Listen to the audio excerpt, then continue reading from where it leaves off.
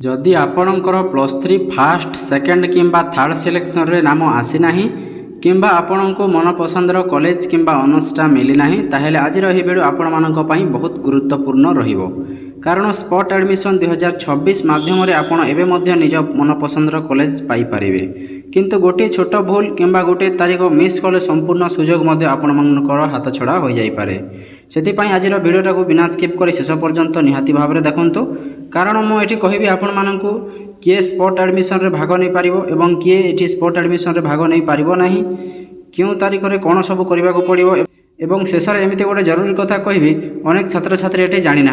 तो चलतु डेरी नक भिडियोटा को शीघ्र स्टार्ट करने। तो प्रथमे जो मैंने मो भिडियो कमेंट करते समस्त को धन्यवाद। अनेक छात्र छात्री कहते कि सार मोर मार्क कम अच्छी, मोर 40% अच्छी, मोर 50% अच्छी, तो मोर कौन कॉलेज रे सिलेक्शन होना ये मेसेज कर। देखो फ्रेंड्स, मार्क कम है सबकि शेष नुहे। जदि आपण मानकर पढ़ार इच्छा अच्छी तेज स्पॉट एडमिशन आपण मानी शेष नुहे, बर आउ गोटे नुआ सुजोग आपण मानक रही। तो ये सबुठ बड़ प्रश्न जोटा रोचे किए स्पॉट एडमिशन रे भाग नहीं पारिबो। तो प्रथम जो कैटेगोरीटा रोचे जो मानकर फास्ट सिलेक्शन, सेकेंड सिलेक्शन किंबा थर्ड सिलेक्शन रे कोनोसी राउंड रे आपण मानकर नामटा आसी नाही, तो से माने स्पॉट एडमिशन पाई योग्य हो पारिबे।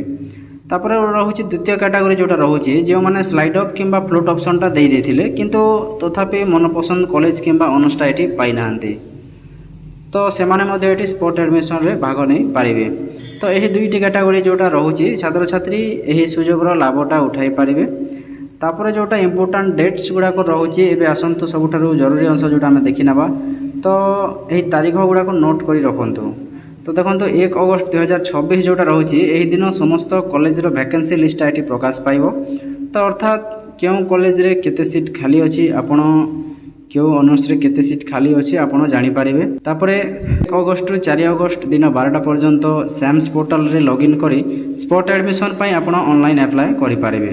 तो मन रखंतु एठी डेडलाइन परे कोनोसी आपण मानको आवेदन ग्रहण करा जिवो नाही। तो 5 अगस्त सकाल 11टा रु 6 अगस्त संध्या 4टा पर्यंत यही समय मध्य आपण को निज कॉलेज को जाई डॉक्यूमेंट वेरिफिकेशन करबा को पड़िबो। जदि आपण स्लाइड अप रे अछंती तेबे पूर्व कॉलेज रु सीएलसी आनी मध्य नुआ कॉलेज रे जमा करबा को पड़िबो, तेबे ही आपण मानकर एडमिशनटा कंप्लीट होई पारिबो। तापरे एबे जो कथा कहबे से कथा अनेक छात्र छात्री मध्य जानि नाहंती, सेति पई वीडियो को स्किप करंतु नाही। तो सिलेक्शन प्रोसेस जोटा रोचे आपण मानकर डॉक्यूमेंट वेरिफिकेशन पर कॉलेज पक्षरु मेरिट लिस्टा प्रस्तुत करा जिवो। 7 अगस्त 2026 रे मेरिट लिस्टा प्रकाश पाइबो एवं जदि आपण मानकर सिलेक्शन होए कॉलेज पक्षरु आपण को फोन कॉल किंबा एसएमएस टा करा जिवो। तापरे 10 अगस्त सकाल 10टा रु 11 अगस्त संध्या 5टा पर्यंत फाइनल डॉक्यूमेंट वेरिफिकेशन टा करी एडमिशन फीसटा आपण मानकु देबाकू पड़िबो एवं एडमिशन टा आपण मानकर कंप्लीट होई जिवो। तो एबे जानतु किए स्पॉट एडमिशनटा करि पारिबो नाही। तो देखंतु जदि आपण पूर्वरु फाइनल एडमिशन नै सारी छंती किंबा मनपसंदर कॉलेज रे आपण एडमिशन होई सारीछि तेबे नियम अनुसार स्पॉट एडमिशन रे भाग नै पारिबे नाही। तो देखंतु जो माने फर्स्ट चॉइस रे आपण मानकर जो कॉलेजटा दैथिले एवं से कॉलेजटा आपण मानकर आसी जाईछि एवं सेठी आपण एडमिशनटा करि दैछंती, तो तेबे आपण एठी भाग नै पारिबे नाही स्पॉट एडमिशन रे। तेणु अप्लाई करबा पूर्वरु निजर एलिजिबिलिटी मध्ये आपण निश्चित करंतु। तो फ्रेंड्स, यह थिला स्पॉट एडमिशन 2026 संपूर्ण प्रक्रिया। परवर्ती वीडियो में आपण मानकु कहबी क्यों कॉलेज रे केते सीट खाली अछि, केमिति चेक करिवे एवं क्यों कॉलेज रे एडमिशन मिलबार संभावना अधिक रहउछि। तो सेति पई चैनल को सब्सक्राइब करंतु एवं पाखरे थिया बेल आइकन को ऑल रे सेट कर नियंतु। वीडियोटी भल लागिथिले वीडियो लाइक करंतु एवं आपण मानक संग मान सहित बहुत मात्रा रे शेयर करंतु। आपणकर कोनोसी प्रकार प्रश्न रहउछि कमेंट रे निश्चय जणांतु, मु आपण मानकर रिप्लाई देबा को चेष्टा करिवे। धन्यवाद। जय जगन्नाथ।